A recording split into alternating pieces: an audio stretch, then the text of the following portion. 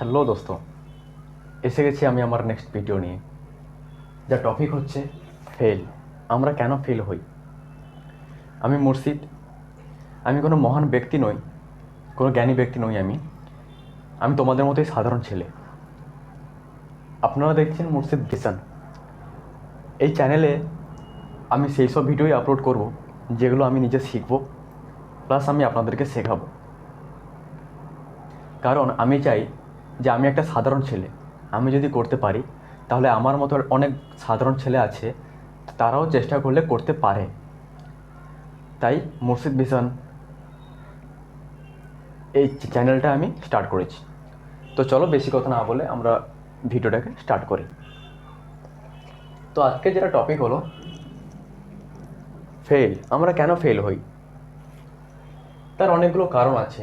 আমি এটা লিখেছি এখানে 8টা পয়েন্ট। ওকে, তো 1 নম্বর হচ্ছে কনফিডেন্ট বা আত্মবিশ্বাসী। আমরা কিন্তু নিজের আত্মবিশ্বাসী নই। আমরা এটা করি যদি ফেল হয়ে যায়, এই যদি কথাটা ভেবে কিন্তু আমরা কোনো কিছু শুরু করি না, আর শুরু করতে গেলে আমরা ছেড়ে দিই। তো এই কনফিডেন্ট শব্দটা আমাদের মধ্যে নেই, মানে আত্মবিশ্বাসটা আমাদের নিজেদের মধ্যে নেই। তার জন্য আমরা অনেকে স্টার্ট করতে কিছু পারি না। 2 নম্বর হচ্ছে রিস্ক। আমরা কিন্তু কেউ রিস্ক নিই না। এই ভয় রিস্ক নিই না, যদি কোনো সমস্যা হয়, যদি কিছু প্রবলেম হয় আমার, যেমন সেটা কোনো ইনভেস্টমেন্ট ক্ষেত্রে বা কোনো স্টার্ট আপের ক্ষেত্রে। ধরো আমি কোনো একটা কিছু স্টার্ট করলাম, পরবর্তীকালে ওটা ঠিকভাবে চললো না, আমি ডিমোটিভেট হয়ে গেলাম। তার জন্য আমরা অনেকেই রিস্ক নিতে চাই না। 3 নম্বর হচ্ছে জোন। জোন হচ্ছে 2 রকমের থাকে, যেমন আনকমফর্ট অ্যান্ড কমফর্ট জোন। তো আমরা সবাই অর্ধেকের বেশি মানুষজন কমফর্ট জোনকেই বেশি ভালোবাসি। কারণ আমরা ভাবি যে কে এত কষ্ট করবে, কে এত কী করবে, সবই তো ঠিকঠাক আছে, বাবা আছে, জেঠু আছে, সবারই সমস্ত কিছু আছে। কিন্তু অনেকে বেরোতেই চায় না এই কমফোর্ট থেকে। যদি তুমি সাকসেস হতে চাও না, তাহলে তোমাকে কিন্তু কমফোর্ট জোন ছাড়তে হবে। যদি তোমাকে পরীক্ষায় পাস করতে হয়, তো শীতের সময় কিন্তু ভোর 4টের সময় উঠে তোমাকে কম্বল দিয়ে, কম্বল মুড়ি দিয়ে তোমাকে কিন্তু পড়াশোনা করতে হবে। যদি তুমি সারা বছর না পড়ো, ওই দিন তোমাকে উঠতেই হবে, কারণ একটা প্রেশার থাকে যে হ্যাঁ আমাকে পরীক্ষা পাস করতেই হবে। তার জন্যই কমফর্ট জোন থেকে তোমাকে বেরোতেই হবে। যদি তুমি আনকমফর্ট জোনে আসো, নিজের মাইন্ডটাকে সেভাবে ট্রেন করো যে হ্যাঁ আমি কমফর্ট জোনে নেই, বা আমি আনকমফর্ট জোনে গিয়ে সেরকম কিছু করতে পারি, তবে তুমি পাস করতে পারবে, আদারওয়াইজ তুমি ফেল। 4 নম্বর হচ্ছে অপরচুনিটি, মানে সুযোগ। আমাদের মধ্যে অনেক মানুষজনই আছে যারা অপেক্ষায় থাকে যে একটা সুযোগ আসবে আর আমি পুরো লাইফটা, আমি আমার পুরো নিজের লাইফটাকে চেঞ্জ করে দেবো। কিন্তু বস, সুযোগ সবার জন্য আসে না।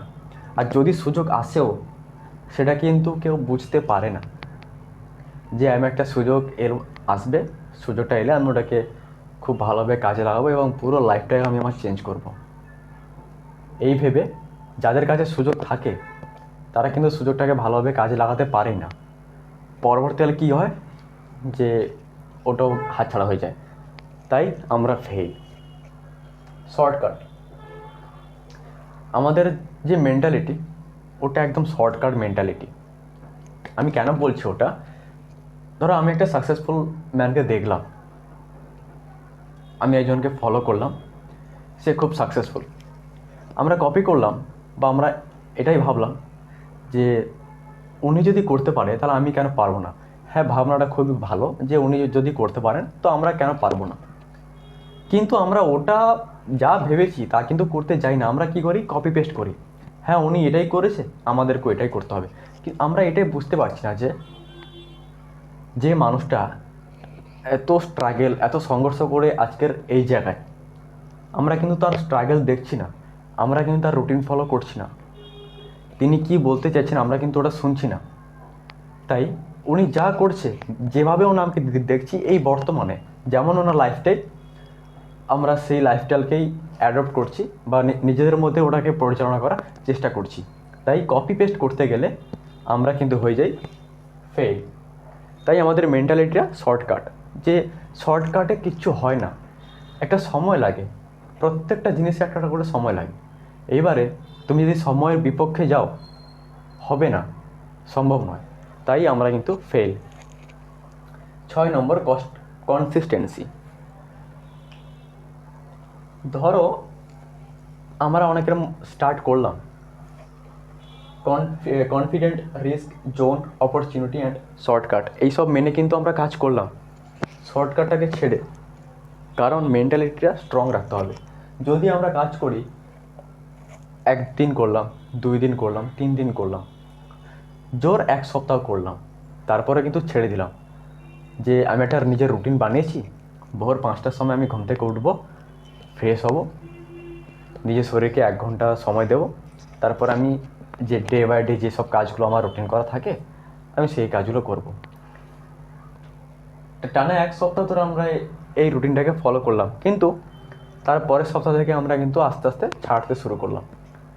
কনসিস্টেন্সি নেই, মানে সামঞ্জস্যতা আমাদের নিজেদের মধ্যে নেই। এবার যদি কনসিস্টেন্সি না রাখি, তাহলে কিন্তু কিচ্ছু হবে না।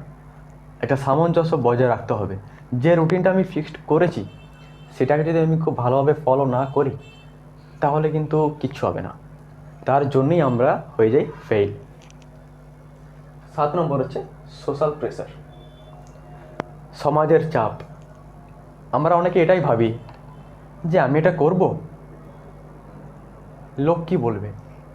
এই লোকে কি বলবে এই শব্দটা যতটা শুনতে না খারাপ লাগে না, নিজের মধ্যে ভাবলে তার চেয়ে বেশি খারাপ লাগে। যে আমরা কেন এটা ভাববো, আমরা অনেকে কিন্তু ভাবি যে আরে আমি এই কাজটা করব, লোকে কি বলবে।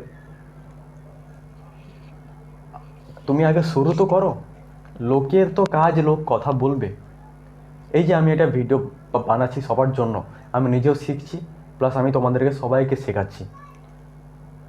তো আমি তো শুরু করলাম, তুমিও তো শুরু করো। কোনো না কোনো দিন এক না একদিন সবাইকে শুরু করতেই হবে। তো সেটা কেন আজকের নয়? তো লোকে কি বলবে ওসব কথা ছেড়ে দাও, শুরু করো আগে। যদি আমরা শুরু না করতে পারি, তার জন্য কিন্তু আমরা হয়ে যাই ফেল। আসলে মেন পয়েন্টটা কি জানো? আরাম। আমরা কিন্তু আরাম ছাড়তে চাই না। আমরা সেই লাইফস্টাইলটাকে বা সেই লাইফস্টাইলে কিন্তু আমরা বাঁচতে চাই যেগুলোকে আমরা কল্পনা করি। একটা মোবাইল ফোনে রিল দেখলাম, এত কিছু ভিডিও দেখলাম, মানি, ডলার, ট্রেডিং,